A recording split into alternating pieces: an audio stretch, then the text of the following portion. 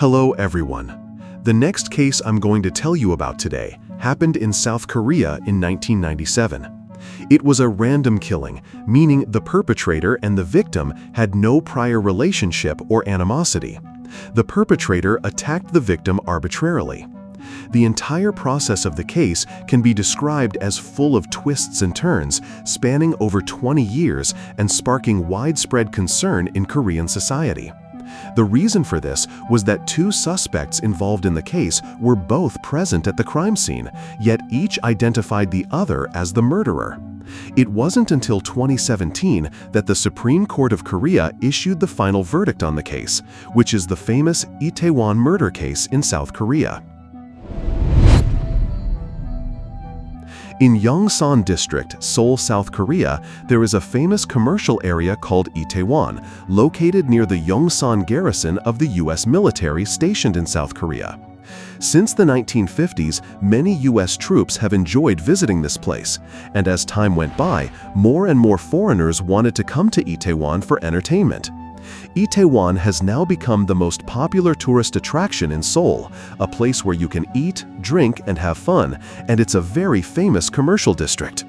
In 2022, a crowd-crush tragedy occurred there during a Halloween event, resulting in 153 deaths. And today's story takes place on Thursday, April 3, 1997. That evening, a 22-year-old university student named Jo Jong-pil and his girlfriend were shopping near Itaewon. Jo Jong-pil attended Hongik University in Seoul. His father was a bus driver, and he came from an ordinary, not wealthy family, but he studied hard and was an excellent student with outstanding character and academic performance. Around 10 p.m. that day, he and his girlfriend went to shop in Itaewon. At this point, Jo Jong-pil suddenly needed to use the restroom. Looking around, he saw a Burger King restaurant at the intersection. There had to be a restroom inside, so he told his girlfriend, "Wait for me outside, I'll be right back after using the restroom." At that time, there were about 20 young men and women having a party inside the restaurant. Most of them were family members of U.S. military personnel stationed in South Korea, looking like a group of troublemakers, and some of them were also high on drugs. They were all having a good time in the restaurant. One of them was 17-year-old Arthur Patterson, of mixed American and Korean descent. He was playing with a folding knife. Those present were quite impressed with his pocket knife, and they even had a lively discussion about it. Another man in the group, 18-year-old Edward Lee, was a Korean American, the son of a U.S. soldier stationed in South Korea. In the middle of the party, Patterson and Lee suddenly got up and went to the restroom together. Jo Jong-pil, who needed to use the facilities, had already gone inside. The three of them didn't know each other and had no prior animosity. However, after entering the restroom, for unknown reasons, both of them stabbed Jo Jong-pil from behind. Caught off guard, Jo Jong-pil collapsed in a pool of blood within seconds. Realizing the disaster they had caused, both quickly fled. According to a restaurant employee, the first person to discover the crime scene, he pushed open the restroom door and was met with a strong smell of blood. He then found a man lying in a pool of blood. Panicked, he ran outside and called the police. After receiving the report, the South Korean police quickly arrived at the scene. However, by then, Jo Jong-pil had lost too much blood and died. The crime scene was also compromised due to many restaurant employees entering and exiting. After examining the scene, the Korean police couldn't collect much valuable evidence. They only knew that two suspects had fled.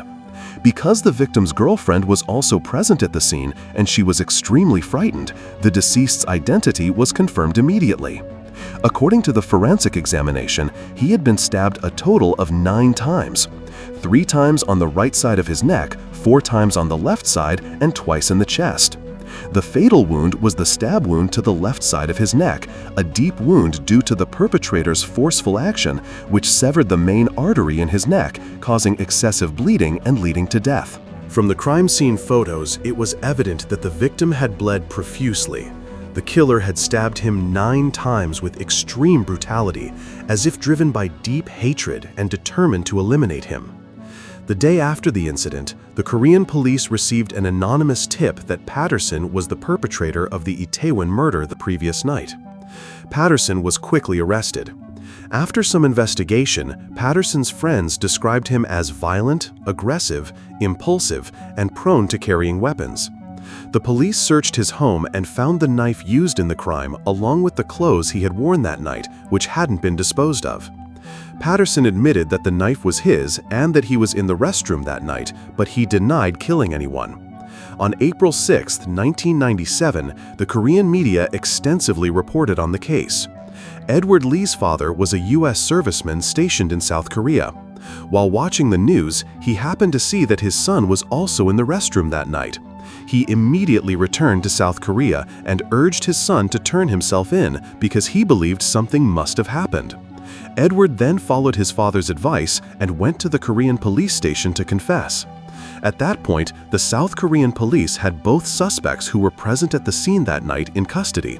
But this was only the beginning, revealing the incompetence of the Korean police. Although both suspects lived in South Korea, they were both American and not fluent in Korean. Edward, in particular, requested an interpreter, but for some reason, the Korean police denied his request. As a result, their communication wasn't very smooth, but this wasn't a major issue. Soon, the Korean police encountered a problem with the two of them. The problem was that the two suspects, Patterson and Edward, gave completely contradictory confessions, and each identified the other as the actual murderer. We all know there were no cameras in the restroom. Besides the victim, only the two of them were in that room. There were no witnesses. So, who was the real killer? Edward Lee's confession. According to Edward's confession, Patterson told him, "Follow me to the restroom." Edward, thinking he needed to wash his hands after eating, agreed to go with him. After entering the restroom, Edward saw a man using the toilet. While washing his face at the sink, he saw Patterson suddenly pull out a knife and stab the man from behind. Edward was terrified after witnessing this scene. According to Patterson, he identified Edward as the real killer. Patterson recounted that Edward told him, "Come with me, I'll show you something cool." At the time, he thought Edward was going to give him some ecstasy pills, so he followed him. After entering the restroom, he saw someone using the toilet inside. So he wanted to wait outside until the person finished before entering. But unexpectedly, Edward suddenly rushed forward, snatched his knife, and then stabbed the man 9 times in rapid succession. The man collapsed without any resistance. The entire process lasted less than 10 seconds. Seeing this scene, he was terrified and ran away. When both of them confessed to the police, Edward insisted that he had only gone to wash his hands and had no idea such a thing would happen. The police then asked him some detailed questions, such as, "How did you see Patterson stab the victim, and how many times?" Edward replied that he was terrified at the time and didn't know the details. On the other hand, when Patterson confessed, he could describe the scene in detail and clearly recount the entire murder process. After a series of investigations, the Korean police believed that Patterson was the more likely suspect, primarily based on the following reasons. 1. The knife belonged to Patterson. 2. Patterson had attempted to destroy evidence. 3. Patterson's body was covered in the victim's blood. Because the victim's neck artery was punctured, blood pressure would cause a large amount of blood to spurt onto the perpetrator. Although Edward also had blood on him, the amount was much less than on Patterson. This could at least infer that Patterson was closer to the victim. He had gang tattoos. Patterson had a Norteño 14 tattoo on his body, a symbol of a Californian gang. Therefore, the Korean police believed Patterson was more likely to be the killer. However, when the Korean police submitted their investigation results to the Korean prosecutor's office to prepare for Patterson's prosecution, the prosecutor's office disagreed with the police's reasoning. Instead, they believed Edward was the real culprit. The reason the prosecutor's office believed this was, first, both suspects underwent separate polygraph tests 10 times, and the results of all 10 tests were consistent. The results indicated that Edward was lying and Patterson was telling the truth. These results can only be used as a reference and not as evidence, because individuals can be trained to pass such tests. However, the prosecution accepted the results of the lie detector tests. Second was the killer's height. According to the autopsy report, the wound on the victim's neck was inflicted at a downward angle from behind. From this, it could be assumed that the perpetrator was taller and stronger than the victim. The victim was 176 centimeters tall. Patterson was 173 centimeters tall and weighed 75 kilograms, while Edward was 180 centimeters tall and weighed 105 kilograms. Therefore, the prosecution was convinced that Edward was the real culprit. So, in May of 1997, Korean prosecutors formally indicted Edward for murder. The court found Edward guilty in the first trial, but he pleaded not guilty and filed an appeal. In January 1998, the court in South Korea delivered its initial verdict, still finding Edward guilty of murder and sentencing him to 20 years in prison. Patterson was convicted of concealing and destroying evidence and sentenced to 1 year and 6 months in prison. However, no one anticipated what happened next. Shortly after, on August 15th, which is Korea's Liberation Day commemorates Korea's liberation from Japanese rule in 1945. South Korea granted amnesty to a group of prisoners, and Patterson was among them. Patterson was released after serving only a few months in prison. After Patterson's pardon, public opinion in South Korea exploded. Although the court ruled that Edward was the murderer, the evidence presented remained far-fetched and unconvincing. For example, the court argued that because Edward was tall and strong, it was consistent with the wound being inflicted at a downward angle.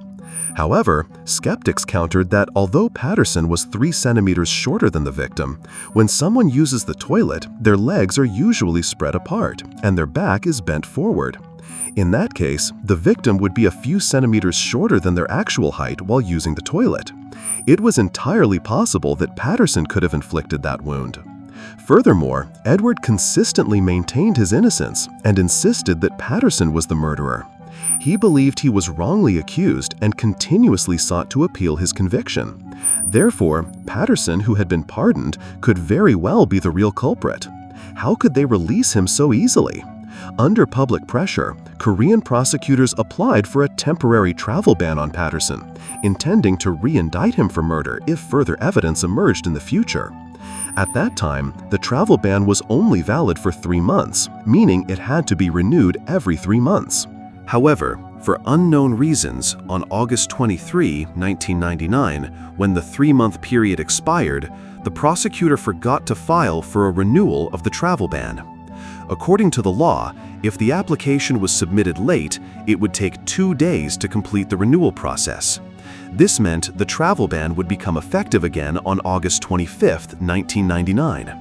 Patterson seemed to have known this in advance. He took advantage of those 2 days and successfully left South Korea, returning to the United States on August 24th. Surprisingly, in September 1999, a month after Patterson fled back to the US, Edward finally won his appeal and was acquitted and released due to insufficient evidence from the prosecution. At that time, just over 2 years had passed since the incident.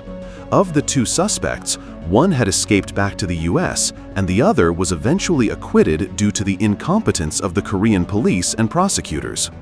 This incident caused great pain to the victim's family, Jo Jong-pil's family, and sparked outrage throughout South Korean society, but they couldn't do anything. On September 10, 2009, 12 years after the incident, a film was released in South Korea titled The Case of Itaewon Homicide. After the film's release, public opinion in South Korea surged regarding the case. More and more people learned about the story that happened 12 years ago, and everyone accused the Korean police and prosecutors of incompetence and irresponsibility. Under public pressure, in November 2009, 2 months after the film's release, the Korean police requested the extradition of Patterson from US authorities. Typically, the statute of limitations for prosecuting criminal cases in South Korea is 15 years. By that point, 12 years had passed since the case occurred, leaving only 3 years until the deadline. If the statute of limitations expired, according to Korean law, even if Patterson were brought back to South Korea, there would be no way to prosecute him. However, as fate would happen, in June 2011, Patterson committed a crime in the US and was arrested by the police. At that time, only 6 months remained until the 15-year statute of limitations expired. Suddenly, a key witness appeared. He was a mutual friend of Edward and Patterson. He said he had been with Patterson at a bar in Los Angeles in 2007. At that time, Patterson told him, "I killed Jo Jong-pil, and the Korean police can't do anything to me." Therefore, in December 2011, the Los Angeles court believed there was sufficient evidence for Patterson's murder charge and decided to extradite him to South Korea for trial. At that point, Korean law suspended the 15-year statute of limitations until he could be brought back for trial. Meanwhile, in the US, Patterson continued to deny the charges and maintained his innocence. On September 23, 2015, Patterson was finally extradited to South Korea. Facing the media waiting at the airport, Patterson insisted he wasn't the killer and that Edward was the real culprit. On January 25, 2017, the Korean court held a public trial for the criminal suspect Patterson and delivered its verdict. Because the suspect was under 18 at the time of the crime, the court ultimately sentenced him to 20 years in prison, the maximum sentence for juvenile offenders under Korean law. In March 2017, the victim's family pursued a claim against the prosecutor's office for negligence and demanded state compensation. They ultimately received 360 million won in compensation. The other suspect, Edward, currently lives in South Korea and has started his own family. The entire incident spanned over 20 years and finally reached a conclusion. Here, the story essentially ends. Although Patterson was imprisoned, he still refuses to admit guilt to this day. Edward was declared innocent in the final trial, and the Korean police can't reopen the investigation. This is the problem. What if Edward was the real killer?